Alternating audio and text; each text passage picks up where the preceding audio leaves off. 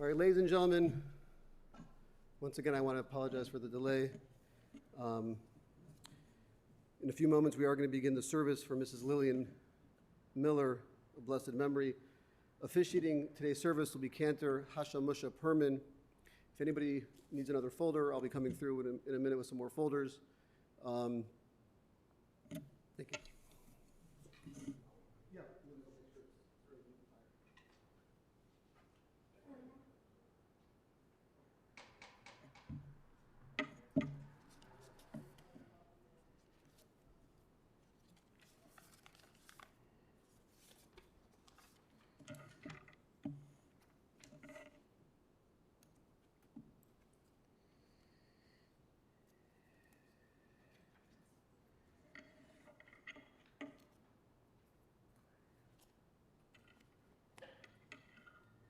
Good afternoon.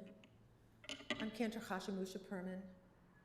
I would invite the family to please stand as you are able. At this moment, we will have Kriya, in which the black ribbon is torn. Just as a loved one is torn from us, we tear this ribbon as a tangible symbol of loss and grief. So I will ask you, for those of you who are wearing a ribbon, to tear the ribbon at this time. The grandsons are not required to do this.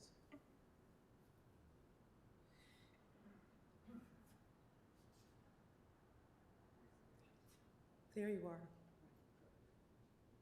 It's not easy.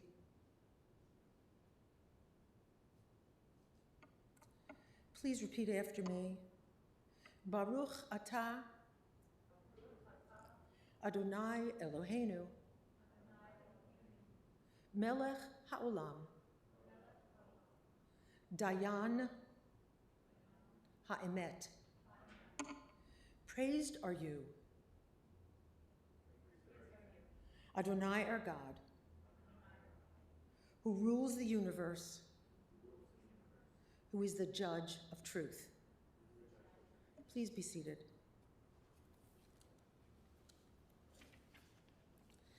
The Jewish people respond to death with 3 words of blessing. In English, the words mean, praised is the judge of truth. Let us begin our service with the wisdom of our tradition. Please repeat these words of blessing after me. Baruch, Dayan, ha'emet. Praised is the judge of truth. Adonai has taken and Adonai has given. Praised be the name of Adonai.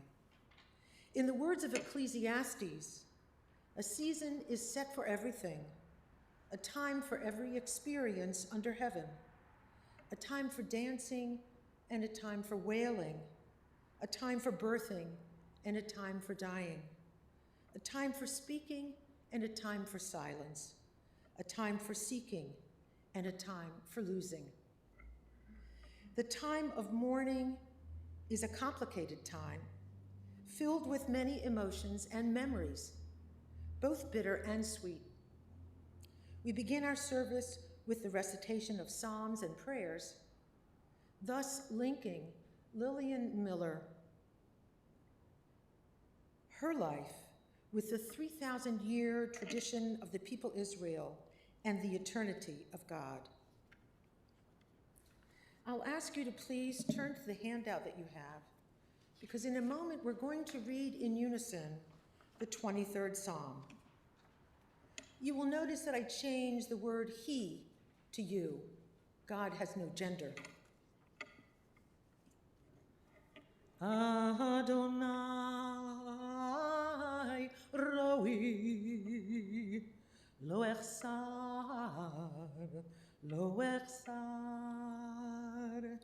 bine odeshe yarbitzeni al menuchot naleni נפשי ישובב, ינחני ומגלה צדק למען שמו. We read together the 23rd Psalm. The Lord is my shepherd, I shall not want. You make me lie down in green pastures.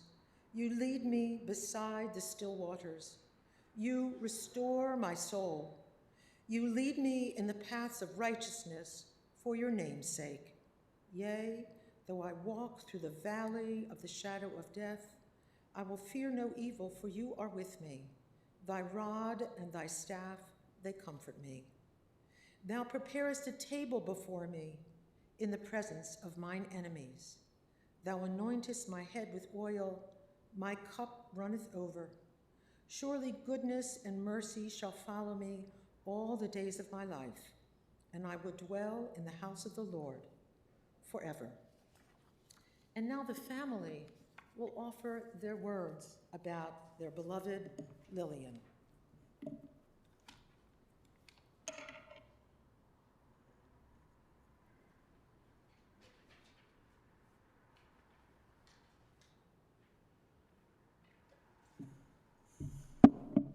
Good afternoon, and thank you all for coming. I'm vaccinated, so I'm taking this off.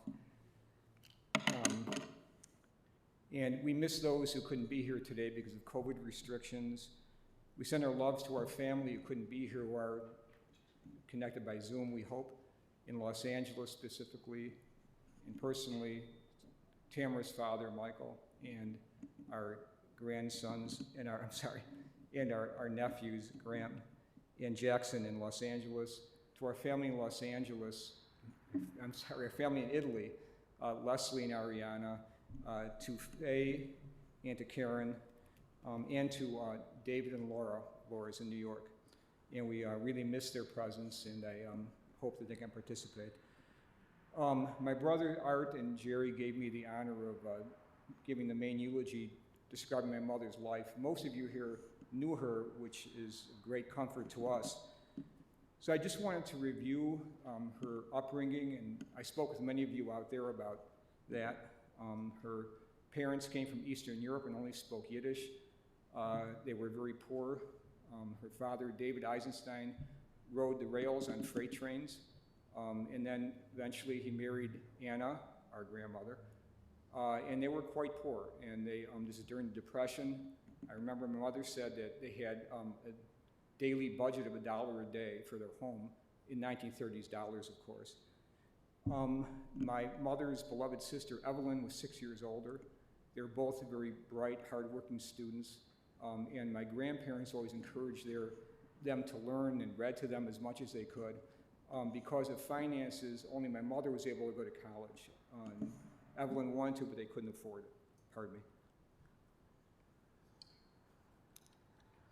So after college, my mother's initial job was as a social worker. And she was a woman alone climbing tenement stairs in Chicago. And then she was introduced to my father, Harold, who was the straight-laced engineer, the son of a kosher butcher, who proposed to her on Lower Wacker Drive in his car, if I recall the story, and they honeymooned in the Smoky Mountains. And then they were married in 1947. And when my mother had children, she stopped working to raise her children and went back to work later in her life. Her sister Evelyn married Uncle Bernie, the father of Alan and Larry. Uncle Bernie was her favorite uncle. And we basically grew up with Larry and Alan as basically brothers. We did everything together on holidays. My mother, when we were in school in Chicago. In these days, you walk to school, you didn't take the bus. And we'd walk to our local school, come home for lunch. My mother, always the teacher, would ask us what topic we wanted to review. We'd give her a topic. She'd take out that volume of the World Book Encyclopedia and read that topic to us while we ate lunch. Kind of like the guys who used to read to the Cuban cigar rollers when they were rolling cigars. And then when we came home from school, she would chase us around. We're trying to watch The Three Stooges or Leave It to Beaver to do our homework, but she let us do our homework. My parents were, as actually, Jerry put this independently in her obituary, and we both came up with the same phrase. They were Franklin Roosevelt New Deal Democrats like your parents. They were very liberal, they were very tolerant, they supported the working man way before it was a political slogan by our last president. And when we would have, even in my mother's mid-90s, if I appeared to be less liberal than Lauren or Andrew or Greg, my mother would say about me, how did you get in our family? You know, it was like a shock to her that I wasn't quite as left in some positions. Those of you who knew my mother knew that she never tried to be something she wasn't. She knew who the Beatles were, but Lauren doesn't think she could name any of them. I think she could, but she believes they couldn't. She didn't own blue jeans or sweatpants. She would not have done well in the Zoom culture. She always wore what I'm told was a house coat. I thought it was a house dress. When she was at home, I remember she wore slacks in the 1960s, mid-1960s. I found it very jarring that she wasn't wearing a dress. She wasn't athletic. Never learned to ride a bicycle. She didn't understand why people would lay in the sun unless they had to be outside because they're outdoor workers. It didn't make sense to her. She would not help my father in home bathroom repairs. It wasn't her thing. And she, you know, when we never had a dog, and I always loved dogs. And when she pet our dog, she kind of petted them like that. She wasn't a real dog petter. She was, however, a serious housekeeper, seamstress, and knitter. And we had an entire room in our little house, actually, when we left, devoted to her sewing. And she had patterns and these famous pinking shears. We loved to cut up construction paper with them. And she made suits and ladies' suits and sweaters, obviously, and even overcoats. And so she's always elegantly dressed on a shoestring.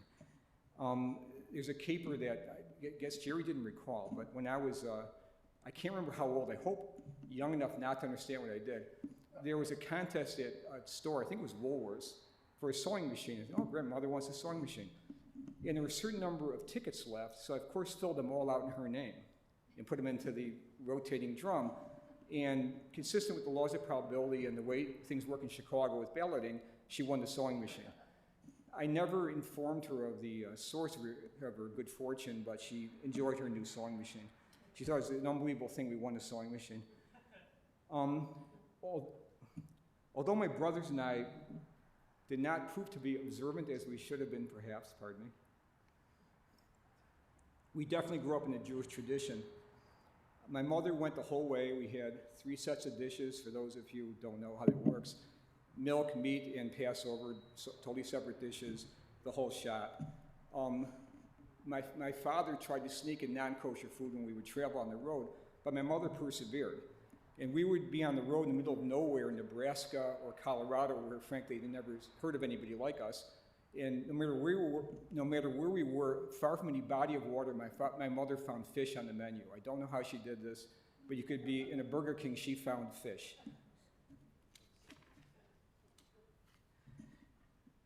And then, pardon me, my parents sent us, as a cantor knows, to a fairly serious Hebrew school called Ner Tamid, a 4-day-a-week Hebrew school. We were all bar mitzvahed. It will be not a surprise to several of you that we did not make the dean's list. But at home, we definitely had a Jewish culture at home. And my mother spoke to her sister Evelyn every single day, and I never understood that everyday thing until I got married, then and kind of understood how it happens. And they spoke a mixture of English and Yiddish. And like all of you who are from that background, we all learned the usual words which sound harsher in English and in Yiddish, like klap and klap, a hit in the head, or chazer, which is a pig, skaditza chazer. And I always loved dogs, and I would sign my name with a paw print if I left a note for my mother. So I was called the chunt, which is dog. And she'd say to my father, where's the chunt? You know, there I was. My mother was an excellent baker, renowned for her toffee squares. By the way, we loved her toffee squares, with wax paper between the toffee squares and little nut things on top. She was not a gourmet cook, and this is, you know, before the phrase tasting menu or even yuppie had been put forth. And it was in the old days, 1950s, 1960s. So our cuisine was the usual tuna casserole, which is very good, with canned tuna, canned mushroom soup, chow mein noodles on top baked, and my boiled meat. My Uncle Louis, kosher butcher, my father's brother, supplied us with meat, so we had really good, well-done roast beef, really good, well-done hamburgers, which Lori would like, and well-done little meatloaves with hard-boiled eggs on the inside with ketchup on top baked. Yeah, doesn't that sound great? But the pièce de résistance was her dessert, which we just talked about, her, her famous, what do we call those, the Wheaties things with mashed with the sweet potato? Sweet potato puffs. And you may want to take out your pencils for this. You mash sweet potato, you roll it in Wheaties, you squish it like a hamburger, indent it, put little marshmallow things in the top, and you bake it. That was our favorite thing. She was not a restaurateur. But speaking of kitchens, we did have chores, which would be unknown to my children or to Jerry's children. And we had a weekly list of chores, and my chore that week, I guess, was to clean the oven. And apparently I didn't do it, and my negligence was discovered the next morning. When I came from school, this big broiler was on my bed on newspaper, a big greasy broiler from the hamburgers the night before, and I had to clean that. So, excuse me, I'll go to prepared remarks now. I diverted a bit there. So, when we were older and we could fend for ourselves somewhat in high school, my mother went back to work, which she always intended to do, and went to teacher's college to get her teaching certificate. And I don't think we understood what that meant to her, that she would take care of us during the day and run a household, and at night study like a college student, then go to her classes and come home with tests and book reports. I remember her clutching her books like a college girl coming up our front steps, and I don't think it dawned on us at that time what a sacrifice that was for her. So her first job in that era was as a substitute teacher in Chicago Public Schools, and then she became a full-time teacher, and that remained her career. Pardon me. Her first assignment was to a northwest side school, and then she was assigned to a school on the west side in a very impoverished neighborhood. And her proudest achievement was that her children learned to read under her auspices every year. And her biggest heartbreak was that she felt they wouldn't have the same opportunities other kids would have as they got older because of the school in the neighborhood. The young men in the neighborhood watched over her. They cleaned the snow off her car during the day, and they made sure she safely got home at the end of the day. About the only person my mother had a testy relationship in her life was her principal. And part of that was because my mother had a habit of putting her arms around children when she talked about their problems at home. Teacher said, you're not allowed to touch, the principal said, you're not allowed to touch children in school. And then she had a habit of having a monthly tea for the parents, which is obviously something that didn't happen very often in that neighborhood. And the principal thought that she was setting an impossible standard for other teachers and told her to desist from having her monthly teas, but I think she persisted on doing that. After she retired from teaching, she continued her life of service. She was a founding member of an organization for women who had been abused called A Friend's Place, and she volunteered there until she was too infirm to have that job. She was elected multiple times, actually, as the president of the National Council of Jewish Women, the Evanston and Niles chapter, and among her duties, her picture was up there on the board in the newspaper. She went to Washington to lobby our senators on behalf of women and in abuse. Pardon me. If there is one thing, though, that I think we'd all agree with, that my mother instilled in all of us, and it's been passed down to all the grandchildren, is a love of lifelong learning. She was one of the great readers. For those of you who belong to book clubs, I think it's mentioned all of you here, your book clubs, you're mere puppies in the book club era. Their book club started after World War II, and that picture on the board of their list of assignments was 1966, which is kind of midway through the book club. They were profiled in the Tribune on their 58th birthday, or the 58th anniversary, rather. And these were really serious ladies in the book club, and it was all ladies. When I went through my mother's things, I found a folder from the book club, and she'd given a book report on an autobiography. And let me turn to that. Pardon me a second here. I don't even know where it is, but it's an autobiography of Graham Greene, a British author. And it read like a graduate dissertation. These ladies were not fooling around. And then once a year, the husbands would join the ladies for a big dinner. And then sadly, as the years progressed in the 1990s, in the 2000s, husbands died, and then, you know, sadly, wives died, and then the book club sadly dissipated, which was a great loss to all of us. My mother subscribed to New York Review of Books, and as birthday presents, we all got subscriptions, and her legacy lives on. Anna and Mark subscribed to the New York Review of Books via my mother indirectly, so it proudly has been spread around the area. In her late 80s, she attended classes at the Oakland Community College, and she particularly looked forward to each year a moonlighting professor of international relations, which is in keeping with our family, would give a lecture series, and she was, I'm sure, the only one there with a walker, and we're not sure what she retained afterwards, but the journey was the thing in learning. She had a love of learning. You know, I've talked about sort of what my mother did, and I just want to briefly talk about really who she was. A lot of people have mixed feelings about their parents. Speaking for my brothers and I, we don't. When I was with Lauren, we don't. He's not saying about my mother. I remarked to Lauren, isn't there something you're supposed to think your mother did wrong? I can't think of anything. Maybe not having a dog. I don't know. That's all I can think of. I didn't have a dog. But she, I just have nothing negative I could say about her. She was tolerant, gentle, loving, and always made everybody feel wanted and valued. She was non-judgmental. She supported LGBTQ. I had looked down for the abbreviation. I wouldn't have remembered. Sort of rights before anybody knew that abbreviation existed. She's always very tolerant. My father was always very tolerant.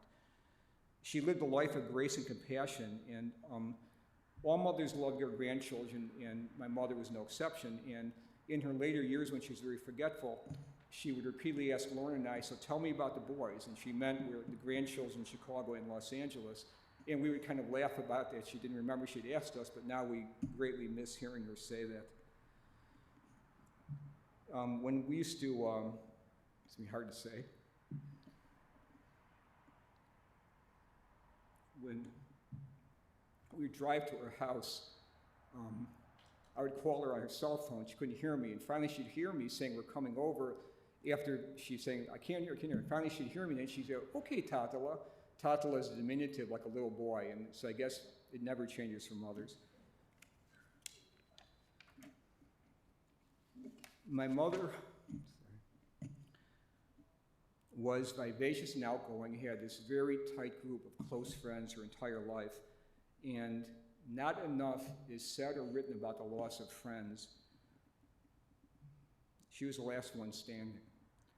And if we can learn anything from her, it's cherish your friends while you can. Pardon me. What was most distinctive, now it's going to get a little harder, about my mother was her relationship with my father. You can't describe her without describing her relationship with him. Their hearts beat as one. My father adored my mother and placed her on a pedestal. She felt protected and loved by him. He was an engineer who, I guess you would say, was kind of a dork. He wore a pocket protector, owned my manufacturing company with pencils and pens at work, with his shirt and tie. He always wore a shirt and tie and a suit to work. And they remained romantic to the end. Embarrassing as it was to us, my mother would sit on my father's lap in our kitchen, and they have a quote from somebody I really like, Oscar Wilde, one of the great wits of the 19th century, who seemed to have anticipated my mother and father when he wrote, quote, the amount of women in London, my parents love London, who flirt with their husbands is perfectly scandalous. It looks so bad. It is simply washing one's clean linen in public.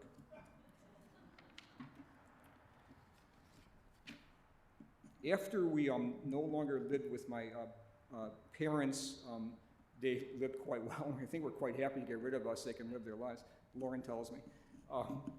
My mother was sort of most content when my father was out in our little garden in our two-flat, or scraping and painting the garage, and she was inside waiting for him to come in to give him a cold drink in the summer or hot chocolate in the winter. They lived very frugally. We had old cars. They never were flashy, but they lived very well. And they went to Chicago Symphony Orchestra, Second City, supper clubs, whatever those are. In their lyric opera, where my father established a pattern I followed of promptly falling asleep when the lights went down. They went to the Shakespeare Festival in Canada every year, and they were great playgoers. But most important, my parents was traveling. They saved their money, and ahead of all my sophisticated friends and relatives, this is way before the time, they went to what, I wrote it down, South America, Central America, Scandinavia, Morocco, Egypt, Israel, Turkey, Tanzania, Kenya, and all the usual European destinations. They probably skipped Germany, given their background. They were happiest when they were planning for one of these adventures, and when I went through my mother's things, I found their travel documents in a folder, and they're very carefully folded newspaper articles about budget traveling. This is before the internet. Everything was all arranged and exactly what they're going to do, where they're going to go, and how to save their money so they could see the world. You know, and finally, near the end of my remarks here, and this will be kind of difficult. When my father was 70 years old, as most of you know, they were doing their usual, driving in New England to see the colors, and my father died from a car accident.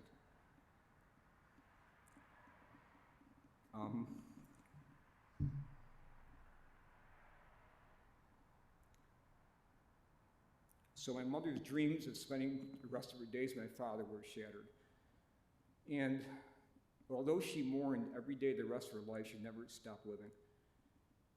In some ineffable way, we believe that she believed she would someday join my father. Although knowing whether or not that is true is out of my pay grade, I hope it will happen. She never complained and always told us how lucky she felt that she was healthy and living independently. Despite her increasingly circumscribed existence, she still would tell Laura and I were driving about how beautiful the clouds were and talk about the colors changing outside her windows at home.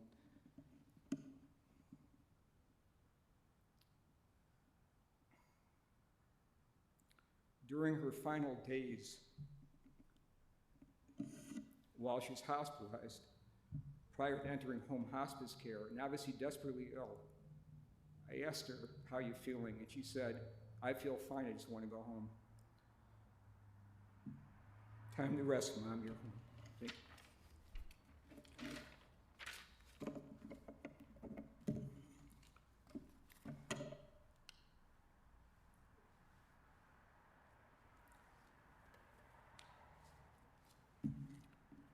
Because my parents loved traveling so much, I had 4 passports I found, so I'll give them to my brothers and my sons.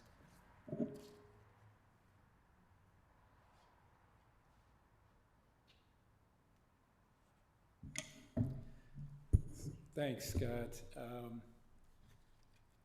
Because we had the same mother, there would be a little overlap, but I'll try and keep it to a minimum. Her caregivers aren't here, Lana and Ryan and Vanessa, but to the extent they might be listening online, we want to thank them for shepherding her through her final chapter with a lot of love and attention. As I think I said when I gave the eulogy for my father, that this is the hardest and easiest speech to give. The hardest because we lost our mom, but the easiest because we don't have to stretch to find good things to say about her. She was a bleeding heart liberal in the best sense. Great empathy for the downtrodden, and she cared deeply for the poor kids who she taught. She never forgot the terrible conditions she witnessed as a social worker in Chicago. She believed in workers' rights and was on the picket line many times for the Chicago Teachers Union.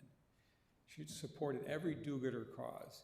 When I was going through the papers yesterday with Scott, I saw that one year she had given to 100 charities, not huge sums of money because she didn't have huge sums of money, but 100 charities ranging from Smile Train to Guide Dogs to the Blind to an organization I didn't know existed, Foot and Mouth Artists.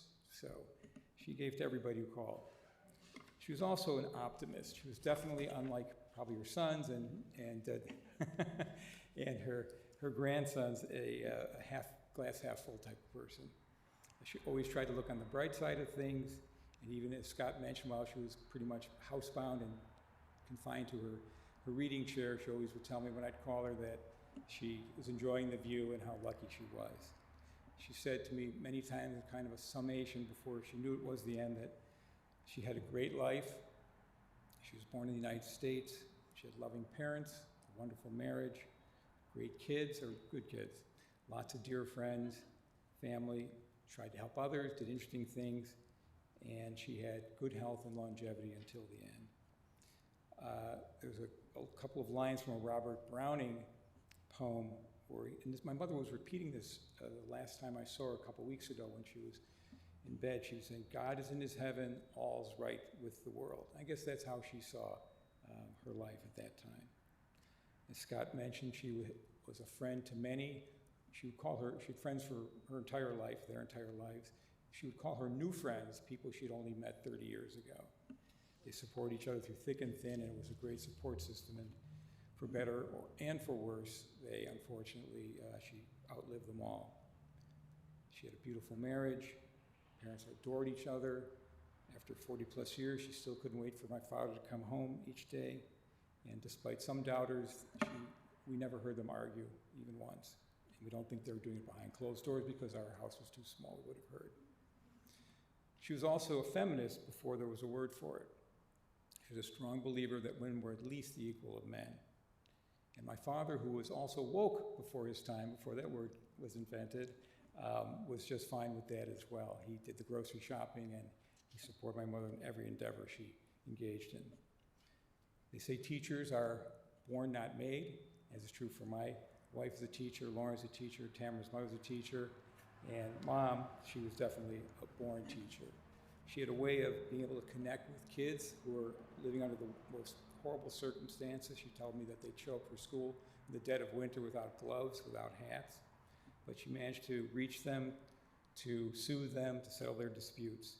She made them feel special. I think she would give them on their birthday, she'd make a paper crown for the king or queen of the day, and this was something the kids didn't have at home, unfortunately. But as a teacher, she was not above criticizing us for our word usage and grammar, so she kept us honest as well. Last but not least, her role as our mother. She claimed to be happy to 3 boys and no girls, but that may have been her glass half full personality coming out. She would do anything for us, as all good parents would do. Until her last conscious breath, she was asking how we were doing and were we going to be okay. By her example, we all became avid readers, travelers, lovers of the arts, and we saw the reason for lifelong learning, which was her trait. She took great pride in our accomplishments, modest as they were. Her worst day was probably when she found out that Scott and I, Art had gotten his draft number, but it was a high draft number. We'd gotten number 12, Scott and I. She said she almost fainted. And had they not ended the draft, we would probably be speaking Canadian today. All in all, we lucked out with our choice for a mother. She was the best mother money could never buy. We were blessed to have her in our corner for so long. Thank you.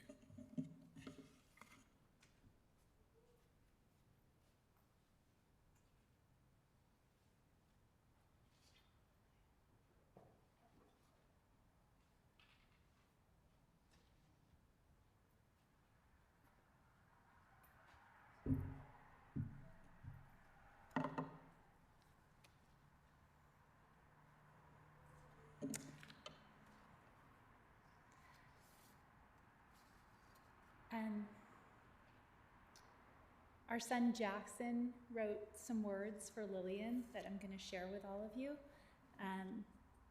He couldn't be here, he's home. He's a first-year student, but he's on Zoom, so he's watching, and he wishes he could be here with his family to honor Lillian.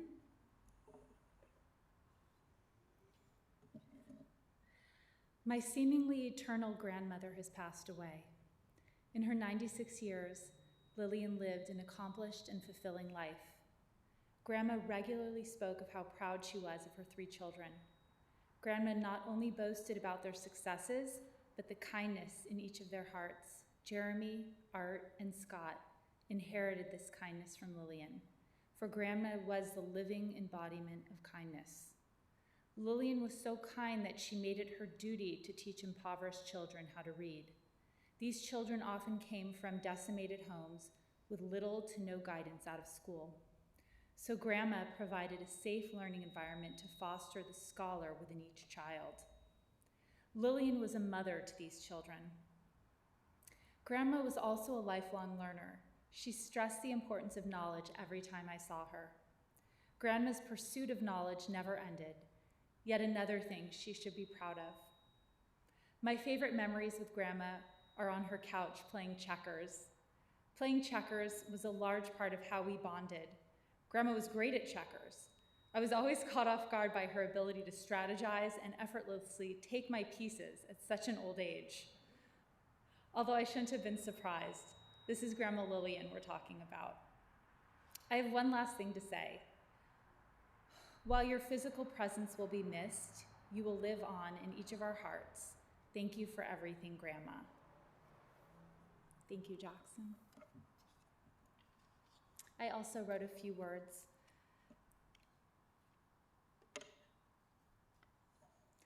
Lillian Miller was an incredible woman. She raised good men who became loving husbands and fathers. I'm going to back up a little to the day I met Jeremy. I was working as a science teacher during the day and as a waitress at night. Before Jeremy became my lifelong customer and I his server, he flirted with me. Naturally, he asked, "Do you recommend the burnt chicken or the sea bass?" before asking about my career goals. When I told him that I was a teacher during the day, his eyes lit up and he said, "My mother is a teacher." That moment spoke volumes to his character and also his respect and love for his mother. It was a heartfelt response that I would later learn embodied his own appreciation and respect for educators and working women. It has been said that men seek out and marry their mothers. I don't think it was a coincidence that Jeremy and Scott married teachers. Jeremy has been calling his mother every single day since I met him 23 years ago. Lillian raised him to be committed to his family. While I had spent significant time with Lillian, I was never able to spend as much quality time as the Chicago family spent with her. So much of what I know about Lillian is through the eyes of her son. She was tough. She was a courageous educator and a woman who traveled to the inner city schools to provide a great education to students who had very few means. She was beautiful and glamorous, always well-dressed and adorned. She wore size 11 shoes, which when you are the matriarch of the family, you got to keep your balance. She possessed inner strength. While she mourned the death of Harold, she never stopped living. She held a book club spanning 6 decades.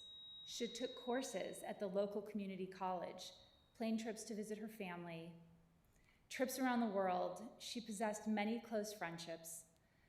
She was wise. Early on when I first married Jeremy, I shared with Lillian that I'd be having 6 children.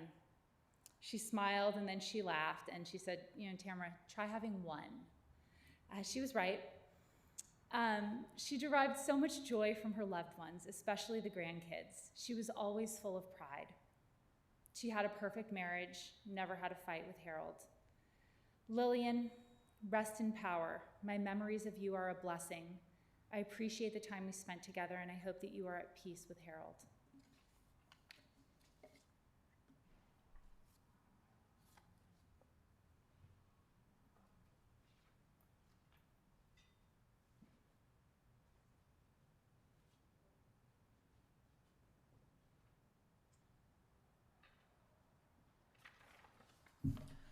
I'm probably the one person loud enough to do this through a mask, so I'll try.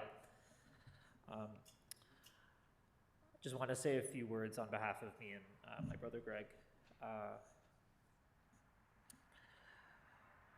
I was thinking back to the last time I ever talked to my grandmother on the phone, which was about probably a month or 2 before we last saw her. And it was in the middle of the pandemic, and I tried to figure out if she knew what was going on around all of us, and she had some sense. But at a certain point, she stopped and said, "Tatala, you have to remind me, how old are you again? Are you 27? And I said, "Oh, Grandma, I wish. I'm turning 33 soon." And suddenly she got very, very serious and said, Tatala, don't wish for what you've already had. Think how lucky you are to have all the things ahead of you that you have yet to do and all that there is left to learn. She really said that.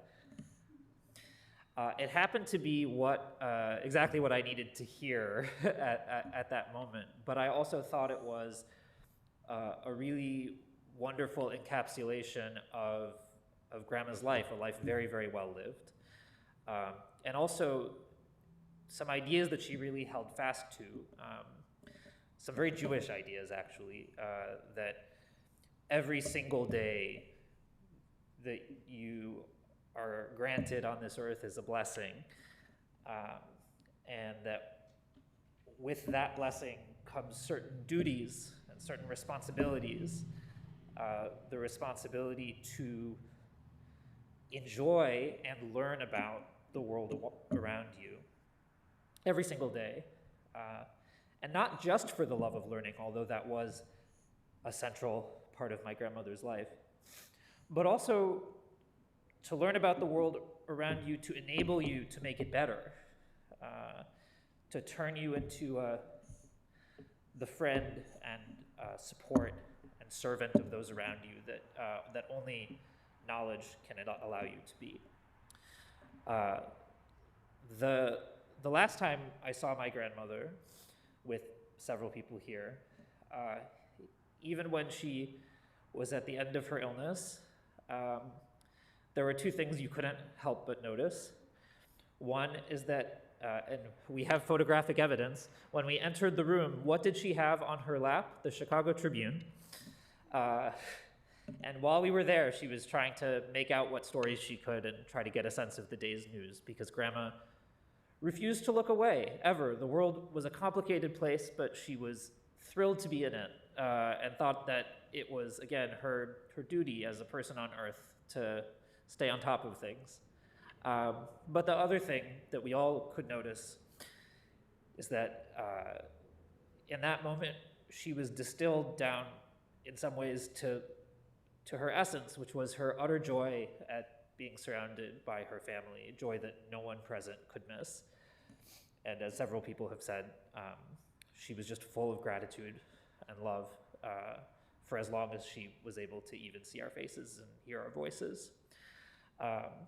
So I just wanted to say that as Lillian's family, Lillian's grandchildren, we really could hope for not just no better grandmother, but no better model for how to live a life. And she's been that for us since we were born, and she'll continue to be that forever. So thank you, Grandma. We love you.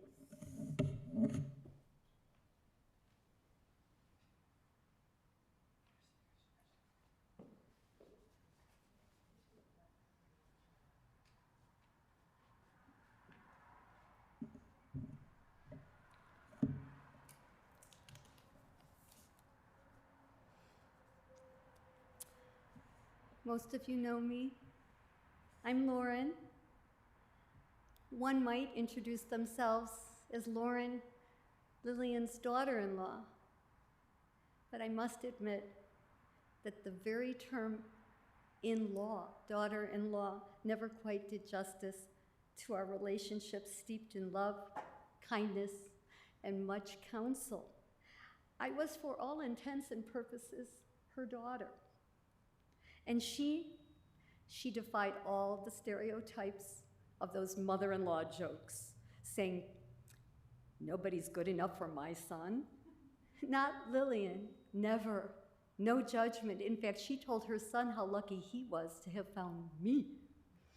And so I just need to say that Lillian was known to say, and some people mentioned it, "I never missed having a daughter."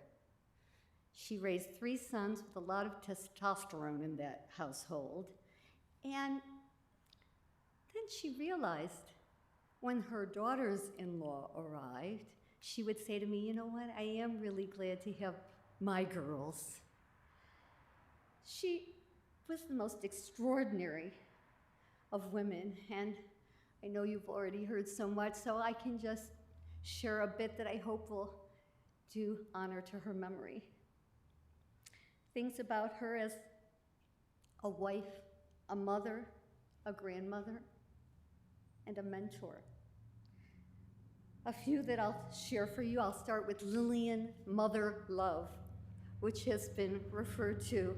An amazing thing that many of you know is that while I gained the love, respect, and the kindness of another mother who helped me through the trials and tribulations of la vie, life, Lillian became an extraordinary addition to my sisters' lives. Karen and Leslie, who are joining by Zoom, and will end this beautiful service with just a few words. Yes, she was close to Leslie and Karen, and even my dear niece Ariana, who is listening from Milano, Rome, Italy. She was close to my niece. What happened is that my family became her extended family, and she treated them as important parts of her life, talking with them, always asking after them, taking a sincere interest in their well-being, offering mother love to them as well. She was everybody's grandma, everybody's mother. She had that kind of love and kindness and caring and empathy for all. What about that grandma love? Well, she adored her grandchildren, as we all know, and so many stories, but I'll just choose one story for each of my sons. They might be a little embarrassed, but here it goes. Andrew, when he was young, was known to have a very vivid imagination, as little kids do. And when Scott and I would make a point of going out almost every Saturday night, leaving him with a babysitter, he was sure there were things crawling and living under his bed. And so what did he do? Even though his sitter would assure him that those noises he heard were nothing, he would pick up the phone, and yes, I mean pick up a wall phone. This was pre-cell phone. And he'd say, "Grandma, I'm scared." Grandma would get in her car. She only lived 20 minutes away, and Grandma learned to drive quite late in life, and driving was not her forte. But for Andrew, she would get in her car, drive at night, come to our house. First things first, she'd open the door and do the most important thing, give Andrew a tight, warm hug, and then climb the stairs, and then get on all fours, and then look under the bed and assure him that there were no Maurice Sendak monsters living beneath. And Andrew then could snuggle up under the covers. She would tuck him in, and he felt truly loved and very safe. And that's what Grandma Lillian was all about: love, kindness, caring, and safety. And well, what about the other guy, Greg? Well, Greg got a lot of love too, and she made him feel so special that every Thursday for, 3 or 4 years, and he knows what I'm talking about, Elizabeth, my children's other mother, their sitter, would take Greg to Grandma Lillian's house for play school. They were really supposed to be doing his homework, which he was not really very good at doing. That lasted a lifetime until he got out of school. But Grandma Lillian, no judgment, she said she would help him with his work, but they didn't work. They played. It was play school. And they played games, and they laughed and giggled and told stories, and then, capping off every Thursday visit from first grade to fourth grade, Greg knows, and even now he remembers, Greg got to take these big, plump, juicy strawberries and dip them into confectioner's sugar, powdered sugar. It was a Lillian specialty. And now at age 28, whenever he comes over for barbecue in the summer, because in Chicago we really have to wait until summer to get those big, juicy plum strawberries, even at age 28, he says, "Don't you have any powdered sugar?" A la Lillian. And so this scrumptious, delicious, sweet treat that he offered my son is a metaphor for what she offered to all of us in life. She offered sweetness and kindness, and she was just scrumptious to us all. In all the years I've been with my husband, I never had an argument, just like she modeled that with her husband, Harold. I never had crosswords. There were no judgments, no criticisms, just goodness. And that brings me to my last story, which is her random acts of kindness. Lillian had a drawer filled with thank you notes, and we've been in her apartment, and my family knows thank you notes from people she knew, but people she barely knew. Where did these come from, these thank you notes? Why would mere strangers write her a thank you note? And so this is the one of many stories I will share with you. It's one of my favorites. There was a woman that was involved in a fender bender with my mother-in-law, and for once, she did not cause the accident. This woman just had a minor accident, but she was so nervous. She was crying, and she didn't know what to do, and Lillian told me that it was very unsettling and was thinking about the other woman, even though it was her car that was damaged. And then a few weeks later, Scott and I were taking her out to dinner, and she took out an envelope with a card, and she said, "Lauren, look what I got today." And I took out the envelope, opened the card, and it read, "Dear Mrs. Miller, I want to thank you for your kindness. I had never had a car accident before, and I was so nervous and crying and shaking, and you calmed me down. You took care of me. You took care of everything. And you didn't shout at me, even though I was the one that did the damage to your car. So I wanted you to know that you are one of the nicest ladies I have ever met." Imagine that. A mere stranger taking the time to buy a card, to send it with a stamp, no email in these days, and to acknowledge something that we already knew, but that she had had the good fortune of finding out. She was in the presence of one of the kindest, good human beings that any of us would ever meet in our lives. And while there are so many more Lillian stories of love, I will end with this one. You heard that she loved exploring new places with her adoring husband, Harold, from Morocco to Scandinavia to Kenya, on safari, and regrettably, with the loss of Harold, the unexpected loss earlier in her marriage, she was unable to take many more trips. But when Scott and I would say, "Ma, we're not going to be here next week because we're going on vacation," she would say, instead of thinking of herself and her loss and her regrets of not being able to take those marvelous trips with her dear husband, Harold, instead of thinking of herself, she would say to Scott and me, "You're going on vacation? I'm thrilled for the two of you to be able to take the time and to spend that time with each other. There's nothing like it. Your dad and I just enjoyed it so much, and I'm so glad that you're going to get some time off."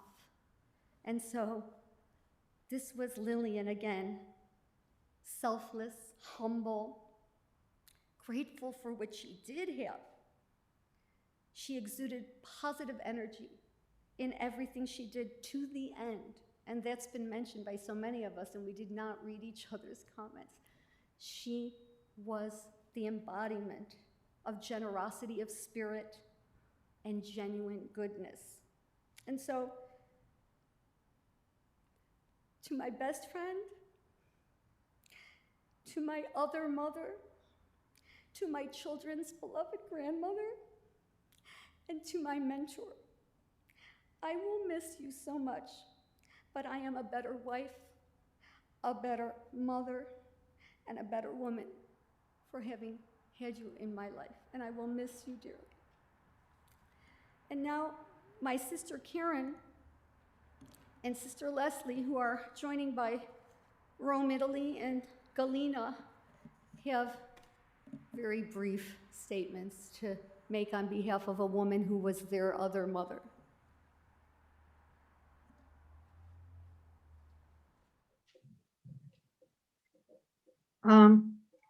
I don't know if you can hear me. My name is Leslie Pritikin. I'm obviously the identical twin of Lauren.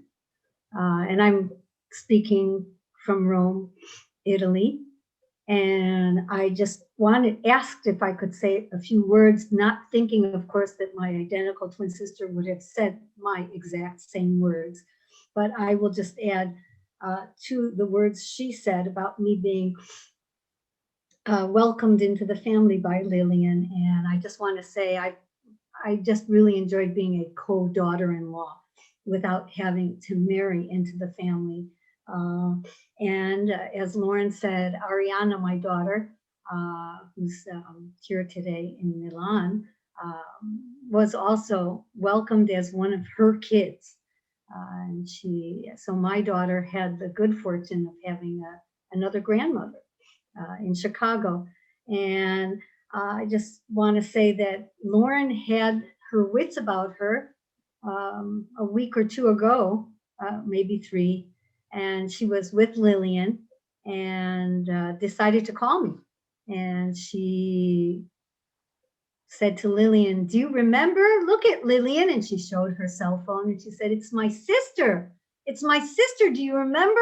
Remember my sister?" And Lillian got this big smile on her face and she turned to Lauren, somewhat annoyed, and said, "Of course I remember your sister." And she had this huge smile. And that's the last I ever saw of Lillian, and the last huge smile that anyone ever saw of Lillian, because she closed her eyes a day or two later and never really did get to share her smile with us again. But I want to say that I'm not so sure that she would have remembered my name in that second or would have remembered that I was in Rome. But I want to believe that in that instance, with that huge smile, she was thinking of me. And I know that Andrew said that she was distilled to her essence in the last couple of days. And that essence for me was that smile. And I'm so happy that my sister called and let me see it for the last time. So I treasure that image. And I just wanted you all to share that last moment with me. Thank you. And then last, but certainly not least, is Karen Pritikin, my other sister. Hi. I've been thinking a lot about Lillian this last couple of weeks, but I thought about her often. And this is sort of my summation, I guess. Loving, pragmatic, educated, empathic, insightful, thoughtful Lillian. I've always thought of her as the Eshet Chayu, the woman of valor.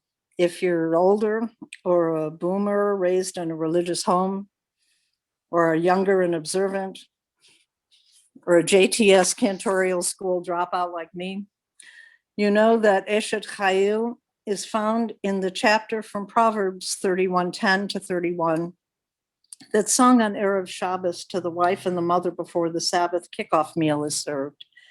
I've heard it recited by stern Hasidic heads of households, modern Orthodox dads, recent immigrants, and world-famous chazanim. It's the showstopper of the Friday night supper table repertoire. And typically the woman puts down the tureen, or I guess in very wealthy households, smiles up at the servant holding the tureen and blushes and beams.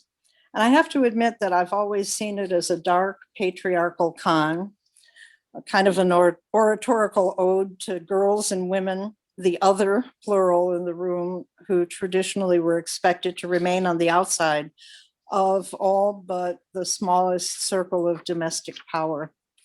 Lillian was an exception for her time, a traditional Jewish wife and mother who kept a kosher home. She also, as we've heard, led an engaged civic life as well, teaching in the city, active in neighborhood and school issues and women's issues, recognized and selected by her peers as a leader of national Jewish women's organizations and local organizations that helped people in need. An astute and compassionate reader of politics and people, globally, nationally, and locally, Lillian was also an absolutely unconditional ally and supporter of anyone, anywhere in the world who came to her attention that had been done wrong or had been treated unfairly. And in her own family, she was truly a loving matriarch, not only open and tolerant, but an appreciative, non-judgmental, and welcoming friend to everyone of all persuasions, proclivities, and peculiarities, whose face lit up with genuine happiness and interest when someone she cared about entered the room. I'm sorry that nowhere in the Tanakh does it say brevity is the soul of wit or wisdom or the meat of melancholia. I suppose I could have just remarked that whenever I think of Lillian, I hear the words Eshet Chayil, not as a flowery consolation prize, but instead as an accurate description of a real honest to goodness woman of valor, with qualities few of us are fortunate to encounter up close. In Prophets, the well-known verse continues, a woman of valor who can find? Her worth is far beyond that of rubies. As someone loved by us, by all of us, I'm sure we can agree that Lillian's value to her multi-layered world is infinitesimal and incalculable. And those of us who knew her marveled at the way that she met that world with stoicism and grace and abundant kindness. Though her long, full life was somewhat lived in chiaroscuro, illuminated from above and within by great joy, but also shadowed as well by deep loss. She's left a precious legacy for an imprint on each and every one of us, which is why today I'd like to invite you to join me sometime this afternoon, tonight, at dinner, or over the weekend, to raise a toast and say l'chaim, to life, to Lillian's life, and to all our lives which have been made richer thanks to the lovely and loving way she lived and shared hers. Lillian, toda rabba zecher eshet chayil livracha. Thank you. May our Eshet Chayil's memory forever be a blessing. Thank you.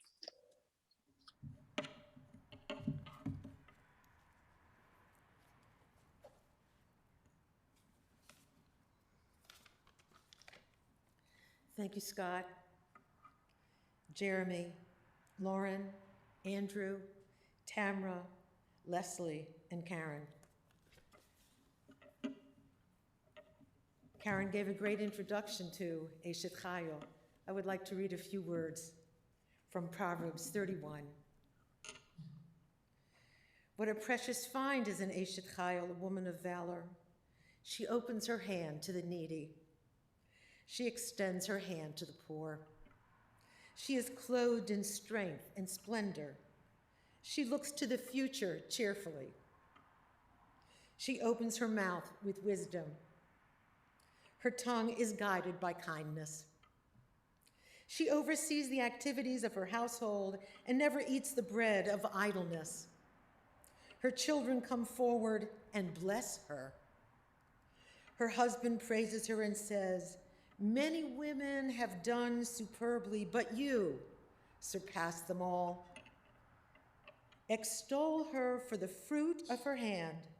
Wherever people gather, her deeds speak her praise.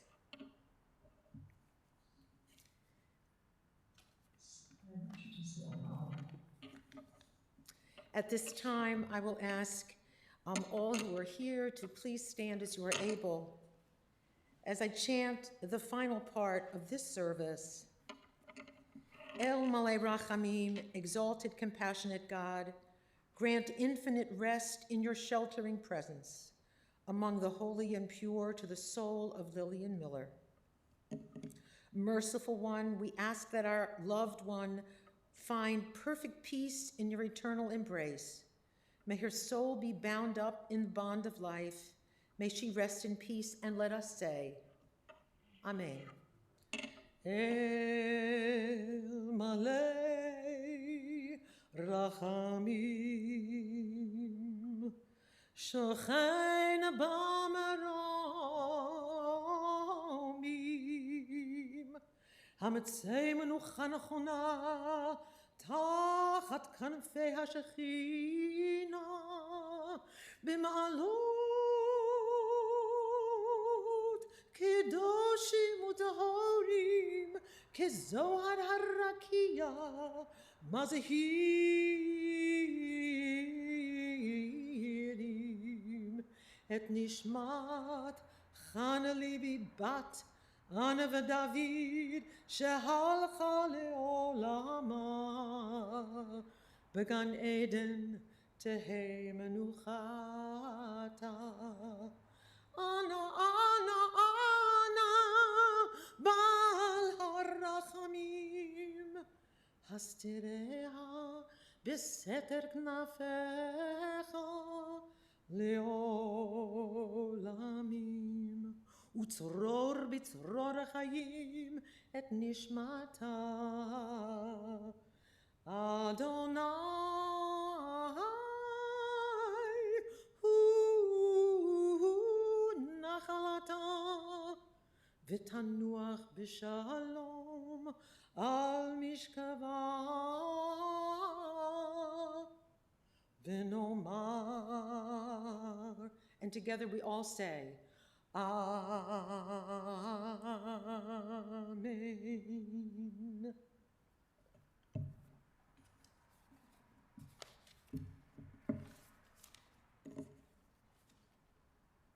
Please be seated.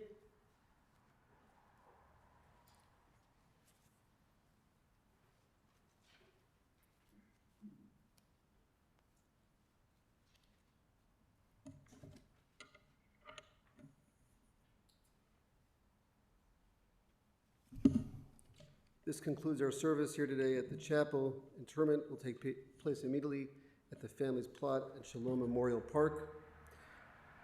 Please also note that the family has asked that memorial contributions,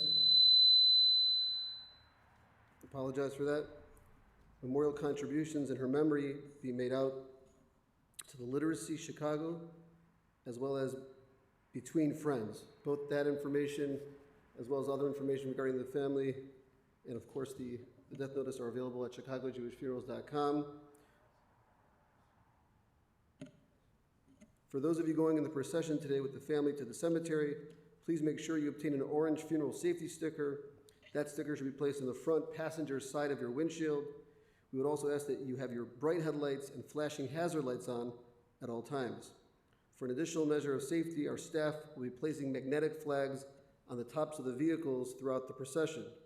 As we drive in procession today, please drive as close as safety permits to the vehicle in front of you at all times, as we want to avoid any large spaces or gaps in the procession, particularly as we go through intersections.